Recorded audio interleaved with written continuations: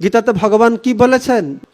আমরা ঘুম থেকে জাগব, আবার ঘুমাতে যাব, এর মধ্যে প্রতিটি মুহূর্তকে কিভাবে আমরা নিয়ন্ত্রণ করব, প্রতিটি মুহূর্ত আমরা কিভাবে কার্যক্রম করব, কিভাবে বসব, কিভাবে খাব, কিভাবে কথা বলবো, সুখ দুঃখের মধ্যে কিভাবে জীবনকে আমরা অতিবাহিত করতে পারবো, এই সব কিছুর সুন্দর ব্যাখ্যা দেওয়া হচ্ছে। চিন্তা করে দেখুন, 5000 বছর পূর্বে এটা কথা কে কাকে বলেছিল? আমাদের বড় বড় বৈজ্ঞানিকরা পর্যন্ত বড় বড় থিওরি দিচ্ছে, 5 বছর 10 বছর পর থিওরি চেঞ্জ হয়ে যাচ্ছে, কিন্তু 5000 বছর পূর্বে একজন কি বলেছিলেন সেইটা থেকে সারা জগৎবাসী গ্রহণ করছে। তা মানে সেই কথা, সেই জ্ঞানের কিছু গুরুত্ব রয়েছে। তো সেজন্য সমস্ত বাংলাদেশের যুবক যুবতীদের প্রতি আমার বিশেষ অনুরোধ, আপনারা সবাই এই গীতার জ্ঞানকে আহরণ করুন।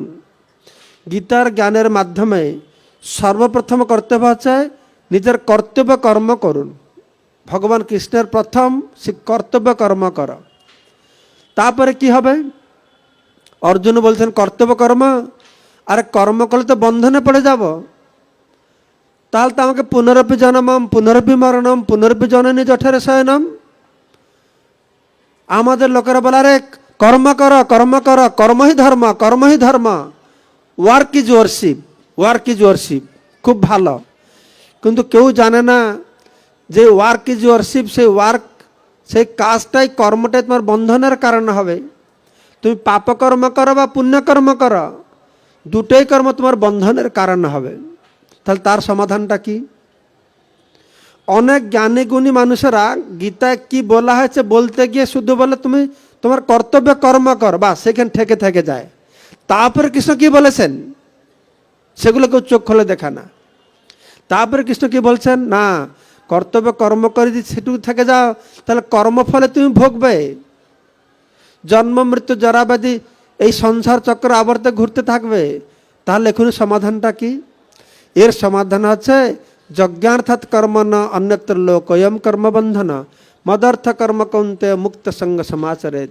হে কুন্তিপুত্র অর্জুন, তুমি আমার উদ্দেশ্যে কর্ম করো, তোমার কর্মফলটি আমাকে অর্পণ করো, এইভাবে তুমি নিষ্কাম কর্ম করো। একজন মহাপুরুষকে বলেছেন, আমি স্লাইডে দেখছিলাম, তুমি নিষ্কাম কর্ম করো।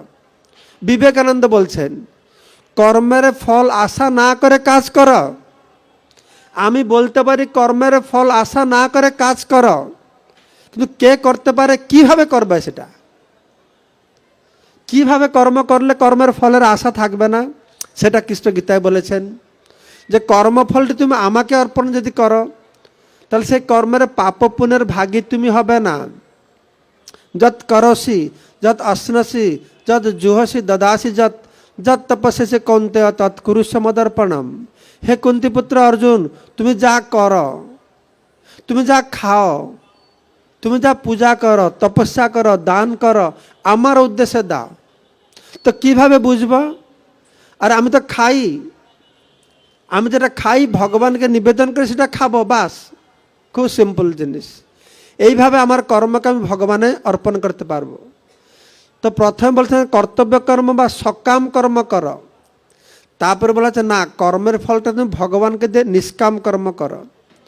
তো নিষ্কাম কর্ম করলে কি হবে? তারপরে ভগবান জ্ঞানযুক্ত চিত্ত শুদ্ধি হবে। আমাদের চিত্ত মানে চেতনা। আমরা মানুষের মতন রূপ গ্রহণ করতে পারি, শরীর প্রাপ্ত হতে পারি, কিন্তু চেতনাটা যদি মানুষের মতন না হয়, তাহলে আমরা সবাই পশুই থেকে গেলাম। শরীরের পার্থক্য যথার্থ পার্থক্য নয়, চেতনার পার্থক্য হচ্ছে যথার্থ পার্থক্য। সেই জন্য আমাদের বৈদিক সাহিত্যে দ্বিপদ পশুর কথা বলা হয়েছে। আমাদেরকে দ্বিপদ পশু বলা হয়েছে, চতুষ্পদ পশু, দ্বিপদ পশু।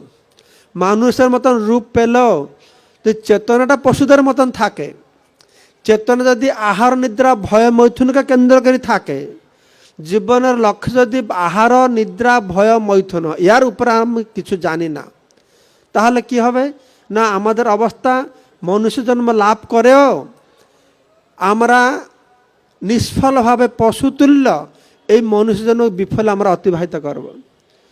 সেজন্য চেতনা পরিষ্কার করা দরকার। কেননা চেতনাকে দর্পণের সঙ্গে তুলনা করা হয়েছে। এটা আয়নার সামনে যদি আমি দাঁড়াই নিজের প্রতিছবি দেখতে পারি, কিন্তু আয়নার উপরে যদি অনেক ধুলোবালি পড়ে থাকবে তাহলে আমি নিজের প্রকৃত স্বরূপকে দেখতে পারি না। আমাদের অবস্থা ঠিক সেই রকম। আমাদের চিত্তরূপক আয়নার উপরে বহু ভৌতিক কামনা বাসনা রূপক ময়লা ধুলোবালি পড়ে আছে। আবার বলছি, মনে রাখবেন, চিত্তরূপক আয়নার উপরে বহু অনাদিকাল থেকে বহু ভৌতিক কামনা বাসনা রূপক ময়লা ধুলোবালি পড়ে আছে, যার ফলে আমরা নিজের স্বরূপটা আমরা বুঝতে পারছি না। আমাদের স্বরূপ ভ্রম, কে আমি, কেন আমায়, যারে তাপত্রয়, এই প্রশ্ন আমাদের মনে জাগছে না। আর বেদান্ত সূত্রে বলা আছে মানুষ জন্ম তখন শুরু হয়, মনুষ্যর মতন রূপ পেলে মানুষ নয়, মানুষ জন্ম তখন শুরু হয় যখন সেই মানুষের মধ্যে এই প্রশ্ন জাগে। মানুষ পশুর মধ্যে পার্থক্য বোঝা যাবে তাদের জিজ্ঞাসাবাদটা কি। যদি শুধু আহার নিদ্রা ভয় মৈথুনের অন্বেষণ, তাহলে পশুর মধ্যেও সেটা রয়েছে। মানুষের পার্থক্য কী হবে না, আহার নিদ্রা ভয় মৈথুনের সঙ্গে আমি কে, ভগবান কে, কেন আমি দুঃখ পাই, মৃত্যুর পর আমার গতি কি হবে, এই বিষয় নিয়ে যে ধীর স্থির প্রকৃতির ব্যক্তি চিন্তা করবে তাকে বলা হয় যথার্থ চিন্তাশীল ব্যক্তি। তার সেই দিন থেকে মনুষ্য জন্ম শুরু হবে। তাই বলা আছে first step of self realisation is to know who am I, আমি কে, এটা জানা হচ্ছে আত্ম উপলব্ধির প্রথম সোপান। তো সেই জন্য ভগবদ্গীতা এই বলা হয়েছে কর্তব্য কর্ম কর, সকাম কর্ম, তারপরে ভগবানকে ফল নিবেদন করো নিষ্কাম কর্ম। নিষ্কাম কর্ম থেকে কি হবে, চিত্ত শুদ্ধি হবে। সবাই মনে রাখবেন যারা বিশেষ করে কোর্স করেছেন, প্রথম হচ্ছে কর্তব্য কর্ম, সেটা হচ্ছে সকাম কর্ম, কর্তব্য কর্ম করো। দ্বিতীয় ধাপ হচ্ছে যে কর্ম করে ভগবানকে ফল অর্পণ করো, তা নিষ্কাম কর্ম। নিষ্কাম কর্ম করলে কি হবে, চিত্ত শুদ্ধি হবে। চিত্ত শুদ্ধি হলে কি হবে সেটা আমি বলবো। প্রথমে আমি ছাত্রছাত্রীদের জিজ্ঞাসা করছি, ভগবদ্গীতায় প্রথমে হবে কৃষ্ণ কি বলেছেন, কি করতে বলেছেন, জোরে বলবে, কি করতে বলেছেন, জোরে, কর্তব্য কর্ম। কর্তব্য কর্মটা হচ্ছে কি কর্ম, সকাম কর্ম। তারপরে কর্তব্য কর্ম করার পর যে সেটা বন্ধনের কারণ, সেজন্য ভগবান দ্বিতীয় ধাপে কি বলছেন, কর্তব্য কর্ম করে কর্মটা কি করবে, জোরে, ভগবানে ফল অর্পণ করবে, সেটা হবে নিষ্কাম কর্ম। তো ভগবান নিষ্কাম কর্ম করলে কি হবে, কে মনে রেখেছে, জোরে বলবে, নিষ্কাম কর্ম করলে কি হবে, চিত্ত শুদ্ধি হবে। গুড স্টুডেন্টস, খুব ভালো, চিত্ত শুদ্ধি হবে। তখন যে চিত্ত দর্পণ যে আয়নাটা পরিষ্কার হবে। তো আয়নাটা পরিষ্কার লাভটা কি হবে, যে আয়নার সামনে দাঁড়িয়ে যে আমার স্বরূপটাকে আমি চিনতে পারতাম না, আমি কে জানতে পারতাম না, আমি কৃষ্ণ নিত্যদাস, এই কথা ভুলে মায়ার নফর হয় চিরদিন ভুলে। আমি যে কৃষ্ণের দাস জানতাম না, আমি মনে করতাম আমি মানুষ, আমি ছেলে, আমি মেয়ে, আমি হিন্দু, আমি মুসলমান, আমি ব্রাহ্মণ, আমি ক্ষত্রিয়, এগুলো কোনোটাই আমার স্বরূপ নয়। কিন্তু চিত্তদর্পণ পরিষ্কার হবে, তখন আমরা বুঝতে পারবো যে জীবের স্বরূপ হয় কৃষ্ণের নিত্যদাস। তা না হলে কি হবে না, এই মায়াতে পড়ে আমি কৃষ্ণ নিত্যদাস এই কথা ভুলে মায়ার নফর হয় চিরদিন বলে। পিশাচি পাইলে যেন মতিচ্ছন্ন হয়, মায়াগ্রস্ত জীবের হয় সেই ভাব উদয়। আমাদের সবাইকে মায়া পিশাচি গ্রাস করেছে, তার ফলে আমরা নিজের স্বরূপ ভুলে গিয়ে আমরা এই ভূতের স্বরূপের পরিচয় দিচ্ছি। তো এখন চিত্ত শুদ্ধি হলে কি হবে না, আমাদের স্বরূপ জ্ঞান হবে। পরের ধাপ হচ্ছে স্বরূপ জ্ঞান, কর্তব্য কর্ম, কৃষ্ণ অর্পণ কর্ম, চিত্তশুদ্ধি, স্বরূপ জ্ঞান।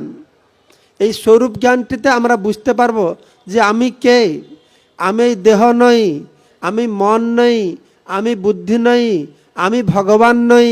এই সব কিছুর অতিরিক্ত আমার স্বরূপটি হচ্ছে আমি চিন্ময় আত্মা, ভগবানের নিত্য অংশ। গীতায় আপনারা পড়েছেন মামায় বংশ জীবলোকে জীবভূত সনাতন।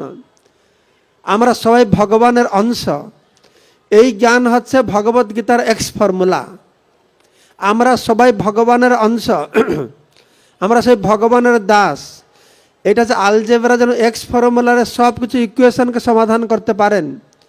সারা বিশ্বের মানুষ যদি এই জ্ঞানটাকে গ্রহণ করে, তাহলে আমরা সবাই বিশ্ব ভ্রাতৃত্বকে প্রতিষ্ঠা করতে পারবো। সবাইকে মধ্যে পরস্পর প্রেমের বন্ধনে আবদ্ধ করতে পারবো। এই হচ্ছে ভগবত গীতার লক্ষ্য। ভগবত গীতার শিক্ষার লক্ষ্য কি না, বসুধৈব কুটুম্বকম। ভগবত গীতায় যে জ্ঞান দেওয়া হয়েছে, সেটাকে শুধু একটা ধর্মীয় গণ্ডির মধ্যে বেঁধে রাখলে হবে না। একটু উন্মুক্ত চিন্তাধারা নিয়ে যদি ভগবত গীতার জ্ঞানকে যে কোনো স্তরের মানুষ, যে কোনো দেশের মানুষ, যে কোনো জাতির মানুষ, যে কোনো ধর্মের মানুষ অধ্যয়ন করে, একটু উন্মুক্ত চিন্তাধারা নিয়ে, তাহলে সে বুঝতে পারবে যে কীভাবে প্রতিটি মানুষ তাদের জীবনকে সফল করবার জন্য এই ভগবত গীতার উপাদেয় জ্ঞান তাদের জীবনে বিরাট পাথেয় হয়ে উঠবে। ইস্কন সঙ্গে যে সম্পর্কটা, এই পুরস্কার বিতরণের মধ্যে যেন সমাপ্ত না হয়। যদি আপনারা ধরে রাখেন, তাহলে দেখবেন আপনারা জীবনে বহু লাভবান হবেন। এই গীতা জ্ঞান আপনাদের জীবনে একটা বিরাট আদর্শময় রাস্তা আপনাদেরকে দেখাবে, যেটা কি আপনারা স্কুল, কলেজে, ইউনিভার্সিটিতে পড়ে এই সমস্ত জ্ঞান পাবে না। হয়তো দুর্ভাগ্যবশত অনেক পিতামাতার কাছ থেকে নাও পেতে পারে, রাজনৈতিক নেতাদের কাছ থেকে পাওয়ার তো কোনো প্রশ্নই নেই।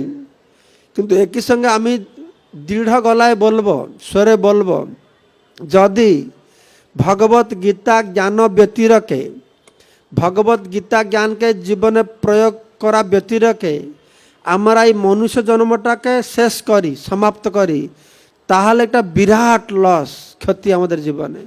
কেন আমরা জানি না এই মনুষ্য জন্ম আমরা আবার পরে কবে পাবো, আমরা জানি না। তাই এটা সাধারণ একটা প্রতিযোগিতা নয়, এটা মনোরঞ্জন কার্যক্রম নয়, এটা জীবনে আমি কিছুটা পেলাম গর্ব অহংকারের ব্যাপার নয়। একটা বড় চিন্তার ব্যাপার। কি চিন্তার ব্যাপার? চিন্তা হচ্ছে যেই জ্ঞানের সাহায্যে বড় বড় মুনি ঋষিরা তাদের জীবনকে অতিবাহিত করেছেন। আমরা বড় বড় মুনি ঋষি নই, আমরা গৃহে থাকি, কর্তব্য কর্ম করে, পড়াশোনা করে, চাকরি করে, চাষ করে, ব্যবসায়ী হয়, সেই গীতার জ্ঞানকে প্রয়োগ করেও আমরা কি করে গৃহের থেকেও বড় বড় মুনি ঋষিরা যে ফল লাভ করেছেন, সেই ফলকে কি করে লাভ করতে পারবো। তো এটা হচ্ছে লক্ষ্য। তো আমাদের প্রায় 10 বছর ধরে সারা বাংলাদেশে এই ইস্কন ইউথ ফোরাম কার্যক্রম আমরা চালিয়ে যাচ্ছি। বহু শহরে আমাদের এই বেশ যেখানে ছাত্রর থেকে তারা পড়াশোনা করছে, পড়াশোনার সাথে সাথে এই আধ্যাত্মিক জীবনযাপন করছে। আধ্যাত্মিক বাতাবরণে জাগতিক শিক্ষা লাভ করাটা কোনো অসুবিধা নেই, কিন্তু জাগতিক শিক্ষা লাভটা করলে সেই শিক্ষাটাকে কী করে কাজে ব্যবহার করতে হবে, সেজন্য আধ্যাত্মিক শিক্ষার দরকার। বিজ্ঞানের আমরা বিরোধ করি না, বিজ্ঞানটা ভালো, কিন্তু বিজ্ঞানটা তখনই ভালো হবে যখন ধর্মীয় শিক্ষা, ধর্মীয় অনুশাসনের মাধ্যমে বিজ্ঞানের প্রোডাকশনকে কিভাবে ব্যবহার করতে হবে শিখতে হবে। বিজ্ঞান নতুন জিনিস তৈরি করতে পারে, কিন্তু সেই সমস্ত জিনিসগুলি কীভাবে ব্যবহার করতে হবে বিজ্ঞান সে শিক্ষা দিতে পারে না। তো ভগবত গীতায় সে শিক্ষা দেওয়া হয়েছে। তাই আমি অনুরোধ করব আমাদের সমস্ত ছাত্রছাত্রীরা, যদি আপনারা মনে করছেন আপনারা এই ভগবত গীতার জ্ঞান লাভ করে কিছু নতুন জিনিস বুঝে পেয়েছেন, যখন ছাত্রছাত্রীরা এখানে আসবেন প্রাইজ নেওয়ার জন্য, আমি তাদেরকে অনুরোধ করব তারা 2 মিনিট 3 মিনিট করে বলবেন যে এই গীতা প্রতিযোগিতায় যোগদান করার পূর্বে ধর্মীয় কি ধারণা ছিল, আর গীতাটা পুরো পড়ার পরে কি পরিবর্তন বা নতুন জিনিস কি আপনারা পেয়েছেন। অবশ্যই কিছু না কিছু নতুন জিনিস খুঁজে পেয়েছেন, যেটা কি আগে আমাদের আপনারা জানতেন না। কেন না? সমাজে সেটা জানাই ছিল না। কেন না? সমাজে সেরকম গীতার অনুশীলন হয় না, গীতার চর্চা হয় না। কিন্তু শ্রীল প্রভুপাদ আমাদের চোখে অঙ্গুলি দিয়ে সেই কথাগুলি সুন্দরভাবে তুলে ধরেছেন। যে গীতার আমরা অনেক গীতার শ্লোক হয়তো কয়েকটা মুখস্থ করতে পারি, কিন্তু গীতার সেই শ্লোকের আমার জীবনে উপযোগিতা কতটুকু আছে সেটা হচ্ছে বিচার করবার বিষয়। যে উপযোগিতা, এই শ্লোকটা আমি জীবনে কতটা ব্যবহার করতে পারবো। আরে ভগবত গীতা সম্পূর্ণ জ্ঞান বাদ দেন, ভগবত গীতা যদি একটা শ্লোককে কেউ জীবনে দৃঢ়তার সঙ্গে প্রয়োগ করতে পারে তাহলে সে মনুষ্য জীবনকে সফল করতে পারবে। ভগবত গীতার অত সুন্দর কথা বলা হয়েছে। তো আমি তো বলবো, আমি তো ছোটবেলা থেকে ভগবত গীতা পড়তাম বাড়িতে, কিন্তু ভগবত গীতার এটা গ অক্ষর আমি বুঝতে পারতাম না, কিন্তু প্রভুপাদ গীতা পড়ার পরে অত প্রাঞ্জল হলো, অত সুস্পষ্ট হলো, বুঝতে তত সহজ হয়, সেই শিক্ষাগুলো জীবনে প্রয়োগ করতেও আরো সহজ হয়।